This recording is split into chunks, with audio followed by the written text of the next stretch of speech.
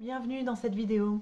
Aujourd'hui, je vous parle de l'origine des comportements opposants de nos enfants. Peut-être que vous avez un ou plusieurs enfants qui a tendance à ne pas se conformer à ce que vous demandez, à ce que vous dites, aux consignes que vous donnez. Ce phénomène-là, quand il se répète, on l'appelle l'opposition. Donc c'est une thématique très fréquente qu'on rencontre beaucoup en coaching parental. Moi qui accompagne les parents, c'est vraiment un sujet qui revient souvent sur le tapis.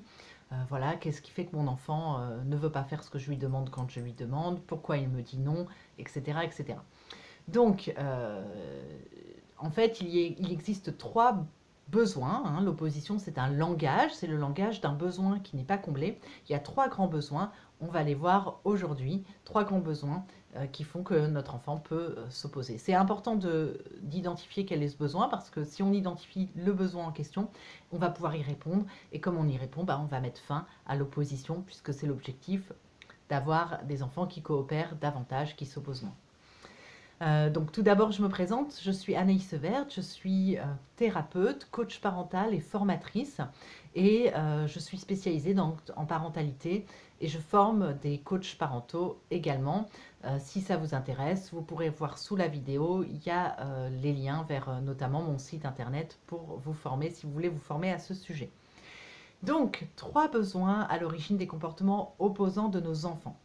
Le premier besoin qu'on peut rencontrer, qui peut donner lieu à de l'opposition, c'est le besoin d'attention. Alors, le besoin d'attention, bien sûr que nos enfants ont toujours besoin d'attention.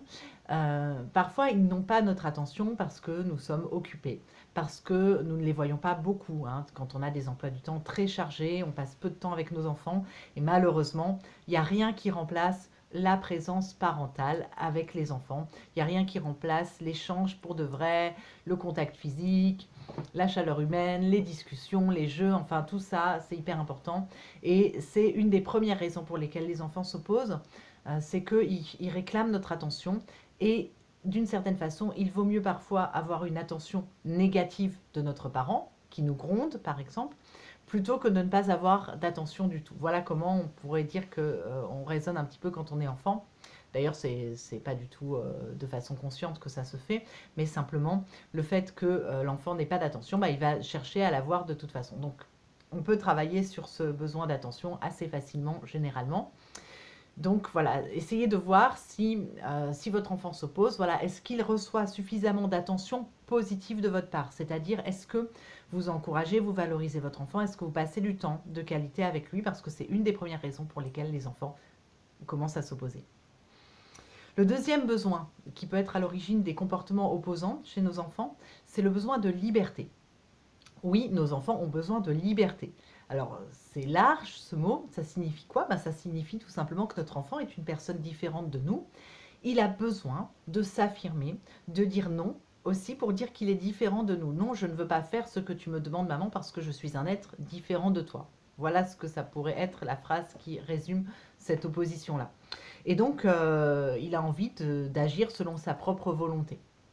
Donc, la question à se poser, si votre enfant s'oppose, ce serait: est-ce que mon enfant est suffisamment libre? Est-ce que je lui laisse suffisamment de liberté, suffisamment de temps libre, suffisamment de choix?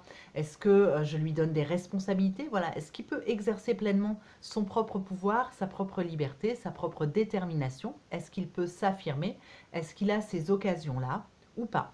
Et ceci, quel que soit l'âge. Alors évidemment, on n'a pas les mêmes libertés selon qu'on a 2 ans ou 15 ans. Mais voilà, essayez de voir si votre enfant a suffisamment de liberté parce que c'est une des raisons pour lesquelles certains enfants s'opposent. Le troisième besoin, concerné donc par l'opposition, c'est le besoin de cadre. Alors ça, c'est encore autre chose. Certains enfants s'opposent, ne font pas ce qui leur est demandé parce que finalement, c'est pas très clair. Peut-être il y a un manque de règles, ou les règles ne sont pas claires, ou pas formulées de façon explicite. Hein, parfois, on estime que les choses doivent couler de source, mais elles ne le sont pas forcément.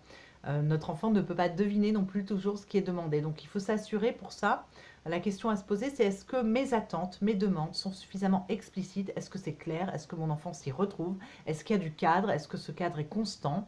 Est-ce qu'il est bien porté par les deux parents de la même façon? Hein, la cohérence, ça fait partie de de ce besoin-là, hein, ce besoin de cadre, besoin de clarté, besoin de cohérence. Essayez de voir si de ce côté-là, votre enfant est bien encadré, c'est le cas de le dire.